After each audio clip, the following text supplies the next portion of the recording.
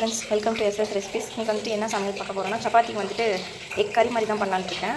So அதுக்கான தேவையான திங்ஸ்லாம் அதை பார்த்துக்கோங்க. வெங்காயம், பச்சை மிளகா, முந்திரி, இஞ்சி பூண்டு பேஸ்ட்டு, கொத்தமல்லி, மீதியெல்லாம் நான் சமைக்கும் போது காட்டுறேன். வாங்க பார்க்கலாம். வானலில் எண்ணெய் ஊற்றிக்கலாம் தேவையான அளவு.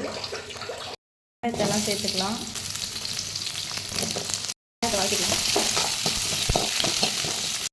சேர்த்துக்கலாம்.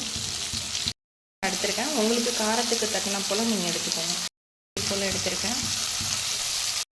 உங்களுக்கு தேவையான போல் சேர்த்துக்கணும். நான் ஒரு 10 முந்திரி சேர்த்துட்டேன். சேர்த்து இதெல்லாம் நல்லா வதக்கிட்டு மிக்ஸி ஜாரில் போட்டு அரைச்சிடணும்.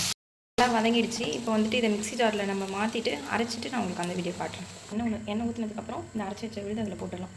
ஏறிடுச்சு. இப்போ நான் அரைச்சி வச்சுருக்க பேஸ்ட்டு அதில் போட்டு விட்டு அதை கழுவி இதில் நம்ம ஊற்றிடலாம். கொஞ்சம் நல்லா பச்சை வாசனைலாம் போகிற அளவுக்கு நல்லா போகும். கொதி வந்ததுக்கப்புறம் மசாலா நல்லா சேர்க்கணும். பச்சை பட்டாணி கொஞ்சம் வேக வச்சு வச்சேன், அதை வந்து சேர்த்துக்கலாம்.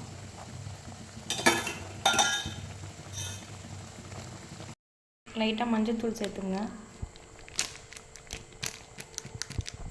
மஞ்சள்தூள் சேர்த்ததும் கரம் மசாலா போட்டுங்க. தேவையான அளவு கரம் மசாலா போட்டுங்க. கரம் மசாலா, அடுத்து மட்டன் மசாலா கொஞ்சம் சேர்த்துக்கிறேன். மிளகாத்தூள் கொஞ்சம் சேர்த்துங்க. இந்த மசாலாலாம் கலந்து விட்டுருலாம். இடித்து வச்சேன், அதையும் சேர்த்துக்கலாம். அதையும் சேர்ந்து நல்லா மிக்ஸ் பண்ணி விட்டுருலாம்.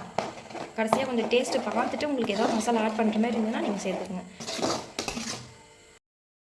தயிர், கெட்டி தயிராக இருந்துச்சுன்னா லைட்டாக கொஞ்சம் தயிர் ஆட் பண்ணிக்கோங்க.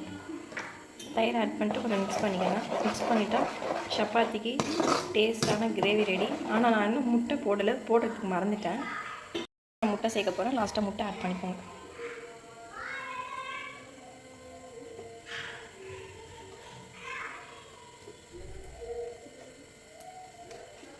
நல்லா கொதி வந்ததுக்கப்புறம் ஆஃப் பண்ணிவிடுங்க. அவ்வளோதான், ஈஸியான எக் கறி ரெடி ஆகிடுச்சு. இந்த ரெசிபி நீங்களும் உங்கள் வீட்டில் ட்ரை பண்ணி பாருங்கள். மறக்காமல் நம்ம சேனலை சப்ஸ்கிரைப் பண்ணிவிடுங்க. பாய்.